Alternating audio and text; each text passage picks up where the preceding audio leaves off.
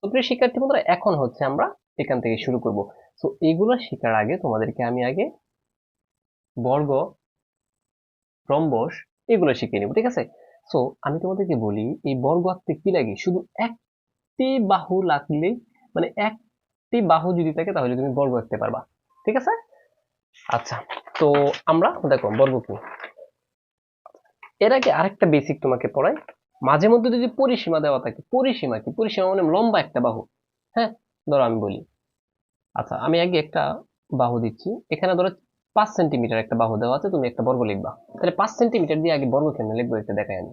ধরো 5 সেন্টিমিটার তুমি লিখলে, এটাকে এ ধরে নিলে তুমি, ঠিক আছে? বর্গ আঁকা একদম সিম্পল, বুঝো। আচ্ছা, তো এই যে দেখো, আমি বর্গ মিনটা লিখছি। আগে তো 5 সেন্টিমিটার লিখছো, এখন হচ্ছে মিনটা লিখবা। তো শুরুতে একটা টান দিবা, মানে এটাকে বলা হয় সরলরেখা।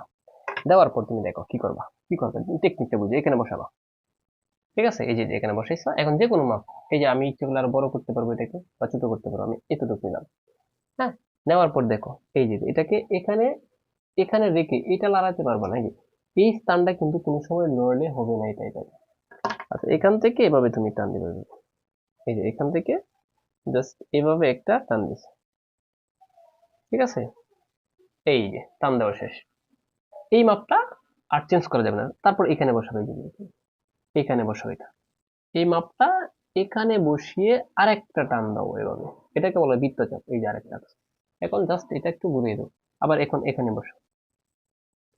দেখো কোথায় বসে। এই যে এই বিন্দুটা যদি তুমি ওঠানামা করো তাহলে কিন্তু মিলবে না তোমারটা। তারপর এখানে কাটো আবার। বাস, কাটছো। কাটা শেষ তোমার। আবার দেখো তুমি এখানে বসাবা। এখানে বসে এখন উপরে কাটো। এই যে দেখো, দেখছো উপরে কাটছো। আবার এই যে এখানে বসাইছিল না, এখন উপরে আবার কাটো। এটার উপরে আবার কাটো। দেখো কয়বার কাটছে আমি আবার বললাম। এখানে বসে এখানে কাটলাম এভাবে, আবার এটা বসে এখানে কাটলাম, ঠিক আছে? আবার এখানে বসে এখানে কাটলাম, এখানে বসে এখানে দিলাম, আর এখানে বসে আবার এটার উপরে দিলাম। সো এখন একটা বিন্দু হয়েছে, দেখো এই যে বিন্দুটা, দেখছো? এই বিন্দু এখন উপরে সোজা যোগ করে দেবো, এই যে এটার সাথে। এই যে এটার সাথে সোজা যোগ করে দেবো, কাজ শেষ। দেখছো? এটাকে বলা হয় কি জানো? লম্ব আঁকা, লম্ব শেষ। এখন দেখো এই যে এই মাপটা আনবা তুমি। এখানে মাপটা দেখো কত আছে। এই যে মাপটা নিচ্ছে আমি। এই যে মাপটা নিলাম, দেখছো মাপটা? মাপটা নেওয়ার পর তুমি এটা এখানে বসাবা। বসে এখানে কাটবা, দেখছো কিভাবে কাটছি? আচ্ছা, এখানে বসে তারপর উপরে কাটবে, যে উপরে উপরে উপরে। এই যে এখানে কাটলাম। বাস, কাজ শেষ। এখন আবার এখানে বসো, এই মাপটা লাড়ানো যাবে না। এখানে বসে এখানে কাটাবো। দেখছো কোথায় বসেছি? প্রথমে এখানে বসে এখানে কাটলাম, এখানে বসে এখানে কাটলাম, এখানে বসে এখানে কাটলাম। এখন আবার এখানে বসিয়ে এই মাপের উপরে কাটো। বাস, কাজ শেষ। এই যে একটা বিন্দু হয়েছে না?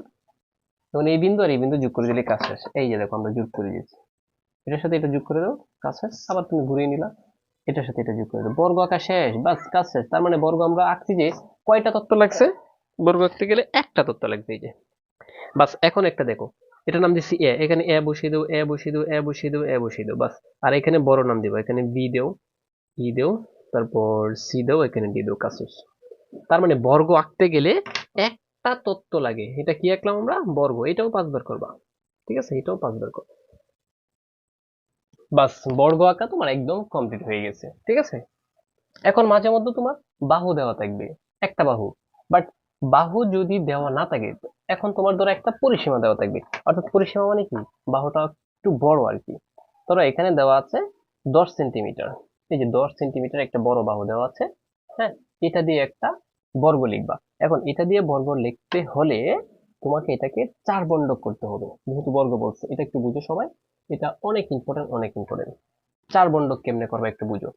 এই যে এখান থেকে তুমি মনে মনে প্রথম কি করবে জানো? এই যে মনে মনে ধরো এখানে অর্ধেক, অর্ধেকের চেয়ে বেশি মাপ নিবা। সবসময় 2 বন্ধক করার একটা নিয়ম, অর্ধেকের চেয়ে বেশি মাপ নিয়ে উপরে, এই যে দেখো, উপরে একটা টান দিবা, ঠিক আছে? আবার নিচে একটা টান দিবা, নিচে নিচে, এই যে উপরে একটা টান, নিচে একটা টান, বাস, কাজ শেষ।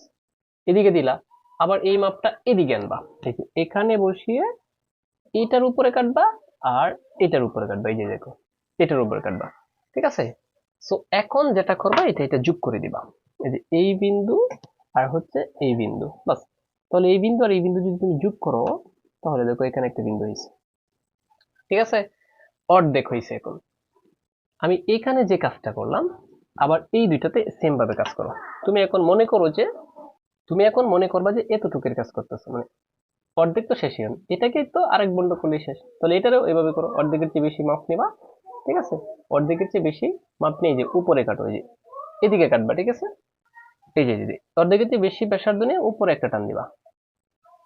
আচ্ছা, পরে আবার নিচে একটা টান দিবা, ঠিক আছে? উপরে একটা টান, নিচে একটা টান।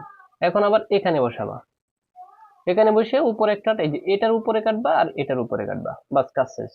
আবার এদিকেরটাও করে নাও, এদিকে এখানে কাটো আর এখানে কাটো, আবার এখন এখানে বসাও, এই যে এখানে বসে এটার উপরে কাটো, এটার উপরে কাটো, বাস যোগ করে দিলে কাজ শেষ। এখন যোগ দিয়ে করবা, এটা এটা সরাসরি কি, মানে টান দেওয়ার দরকার না, জাস্ট এখানে একটা বিন্দু দিয়ে দেবা, আবার এদিকেও একটা বিন্দু দিয়ে দিবা। ছোট শিক্ষার্থীরা দেখো এখন কয় বন্টন হয়েছে। এই যে এখান থেকে এই যে এটা হচ্ছে এক বন্ধক, এটা 1 2 3 4 চারভাবে বিভক্ত হয়ে গেছে। এখন তুমি বর্গটা কিভাবে লিখবে জানো? এখান থেকে এটা যত সেন্টিমিটার হয়েছে অত সেন্টিমিটার একটা টান দিয়ে, মানে এই মাপ দিয়ে, একটা মাপ দিয়ে এভাবে বর্গ লিখবা। এখানে তো আমি 5 সেন্টিমিটার দিয়ে বুঝেছি, তোমরা জাস্ট এতটুকু একটা মাপ নিয়ে বর্গ লিখে লিখবা। তার মানে বর্গ একদম কমপ্লিট। এভাবেই থাকবে, পরিসীমা দেওয়া থাকবে, তোমাকে বর্গ লিখতে হবে। বর্গ একদম কমপ্লিট। তাহলে আমাদের লিস্ট থেকে বর্গটা বাদ, ঠিক আছে?